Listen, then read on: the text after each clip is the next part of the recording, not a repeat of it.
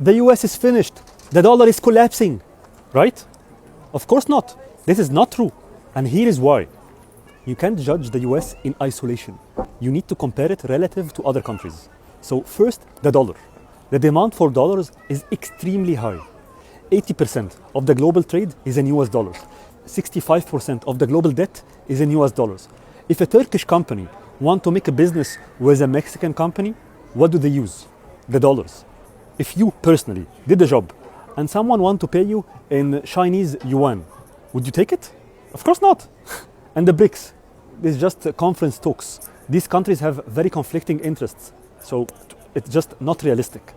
The only real competitor for the dollar was the Bitcoin. And now Trump is creating the Bitcoin reserve so that the US will use it to defend the dollar. So he is mitigating the largest risk for the dollar. And if you believe gold is the future, well, the US have the largest gold reserves in the world. People will say, yeah, but the US have very high debt to GDP ratio and very high deficit to GDP ratio. But so do China and Europe and Japan and a lot of other countries. So when compared relative to the US is not that bad. And because of the higher demand for US dollars versus other currencies, if the US prints $1 trillion, the negative impact on the currency would be smaller than if, for example, the EU or China printed the same amount in their own currencies. The devaluation would be less on the US dollars. Next is demographics. The European and Chinese population are shrinking, while the US population is still growing, which is a major advantage. On the technology side, the US is still leading on AI. They have top universities. They have a culture of risk-taking. They have a very vibrant venture capital ecosystem. And on top, they are cutting regulations, so they will even move faster compared to Europe. Now, compared to China, of course, China technological advancement is impressive, but it has some structural problems.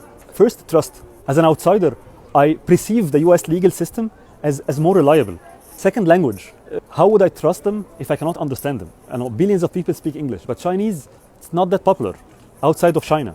So it's a major barrier for them. And finally, the US have a self-correcting mechanism. Right? It has a separation of powers. They have elections. If one president or one government come and it destroys some stuff, the next one will come and fix it. So there is more stability, which gives confidence and reassurance. So bottom line, the US will remain the global leader in economically, technologically, military, until an alternative emerges. China is strong, and it's definitely a strong candidate, but it needs to make really big changes to really compete with the US. And I would like to know, what do you think? What did I get wrong?